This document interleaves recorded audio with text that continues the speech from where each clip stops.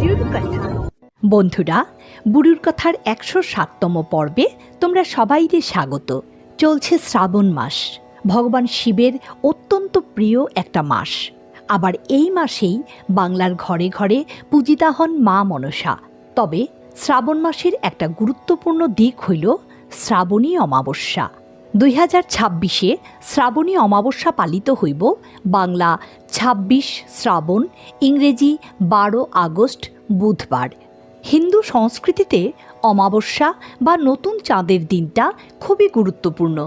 সনাতন ধর্মে প্রতি মাসের পূর্ণিমা এবং অমাবস্যা তিথির ভিন্ন ভিন্ন নাম ও তাৎপর্য রয়েছে। যেমনটা শ্রাবণের অমাবস্যা তিথিরে কেউ কয় হরিয়ালি অমাবস্যা, আবার কেউ কয় চিতালাগি বা উৎকল অমাবস্যা। এখন প্রশ্ন হইল, শ্রাবণের অমাবস্যা তিথির এত সব নামের পেছনে তাৎপর্য কী? পুরীর জগন্নাথ মন্দিরের সঙ্গে এই তিথির কী সম্পর্ক? এই তিথিটা হিন্দুদের জন্য কেনই বা এতটা গুরুত্বপূর্ণ? বন্ধুরা, এই প্রশ্নগুলির সঠিক উত্তর জানতে ভিডিওটা শেষ পর্যন্ত দেখার অনুরোধ রইল। তবে তার আগে নতুন বন্ধুরা, বুড়ুর কথা চ্যানেলটারে তোমরা সাবস্ক্রাইব কইরা নিও। শ্রাবণ মাসের অমাবস্যা তিথিটা ভারতবর্ষের বিভিন্ন অঞ্চলে ভিন্ন ভিন্ন নামে পরিচিত। যেমন উত্তর ও মধ্য ভারতে শ্রাবণের অমাবস্যা হরিয়ালি অমাবস্যা বা সবুজের অমাবস্যা হিসাবে খ্যাত। এই সময় বর্ষার কারণে চারদিকে প্রকৃতি সবুজ সাজে সাজ্জা ওঠে। প্রকৃতির এই রূপের জন্যই এই তিথিরে এই নামে ডাকা হয়। হরিয়ালি অমাবস্যার দিনটারে কৃষকদের জন্য অত্যন্ত গুরুত্বপূর্ণ ও শুভ বইলা মানা হয়।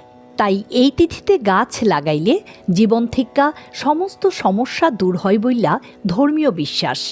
এই দিনে চারা রোপণে পরিবেশ রক্ষা হয় এবং পিতৃদোষ ও গ্রহদোষ কাটে। দেবাদিদেব মহাদেবের প্রিয় মাস হওয়ার কারণে শ্রাবণ অমাবস্যার গুরুত্ব শিব ভক্তদের কাছে অপরিসীম। অন্যদিকে অমাবস্যা তিথি হইল মা কালীর নিজস্ব শক্তির তিথি। শ্রাবণী অমাবস্যায় প্রধানত শিব পূজা, মোক্ষদাত্রী কালী পূজা, পিতৃতর্পণ এবং বৃক্ষরোপণ করা অত্যন্ত শুভ ও ফলদায়ী বলে মনে করা হয়। শ্রাবণে যখন অমাবস্যার অন্ধকার রাত নাইমা আসে, তখন আধ্যাত্মিক পরিমণ্ডলে শিব ও শক্তির এক অপূর্ব মহাজাগতিক মিলন ঘটে। তাই এই তিথিতে শিব শক্তি উভয়ের আরাধনায় সাধকদের দ্রুত কৃপালাভ ঘটে। এই তিথিতে শিবলিঙ্গে গঙ্গাজল, দুধ, বেলপাতা ও ধুতুরা ফুল দিয়া অভিষেক ও পূজা করলে শুভ ফল মিলে। জ্যোতিষ মতে কোনো বিশেষ মনোবাসনা পূরণ বা অর্থ সংক্রান্ত সমস্যা দূর করতে এই তিথিতে একটা বেলপাতার সঙ্গে ১০৮টা গোটা চাল শিবলিঙ্গে অর্পণ করলে সুফল মিলে।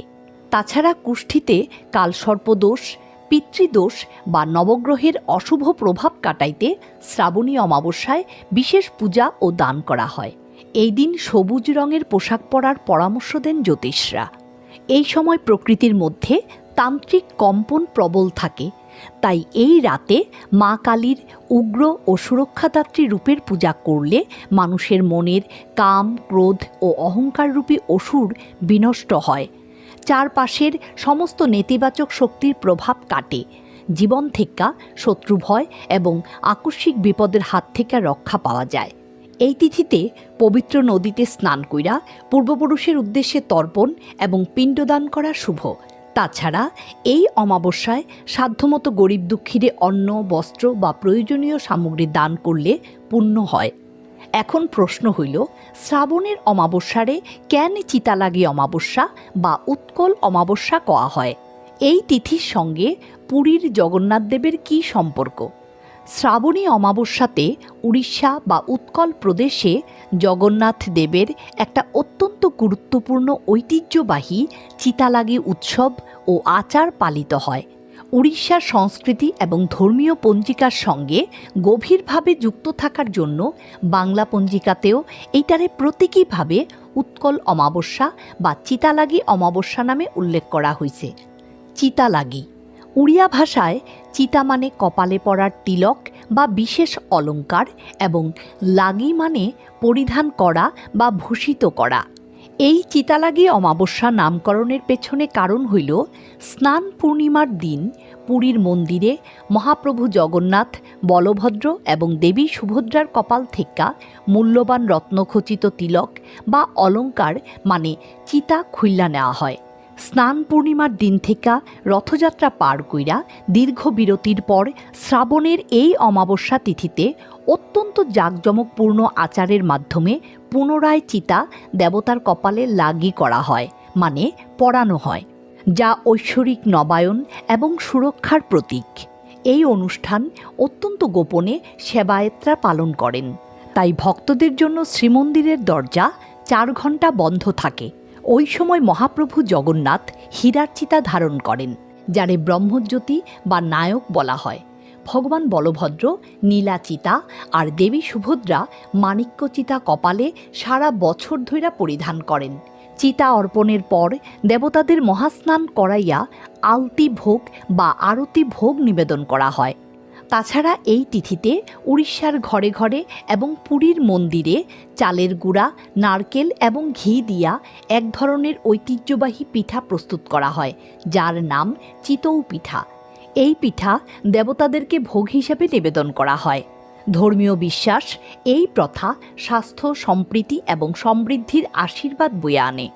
উড়িষ্যার গ্রামীণ বা কৃষি সংস্কৃতিতে এই অমাবস্যার বিশেষ গুরুত্ব রয়েছে। ওই দিন সকালে কৃষকরা স্নান সাইরা ফুল, দুধ এবং চিতৌ পিঠা দিয়া ভালো ফলনের আশায় ধান ক্ষেতের পূজা করেন।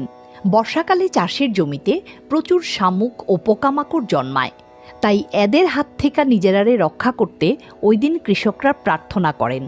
এই জন্যই উড়িষ্যায় উৎকল অমাবস্যা বা চিতালাগি অমাবস্যা সম্পূর্ণ জগন্নাথ সংস্কৃতি ও আঞ্চলিক কৃষিকাজের একটা বিশেষ উৎসব হিসাবে পরিচিত। বন্ধুরা, আশা করি আমার আজকের প্রতিবেদন তোমরা ভালো লাগছে।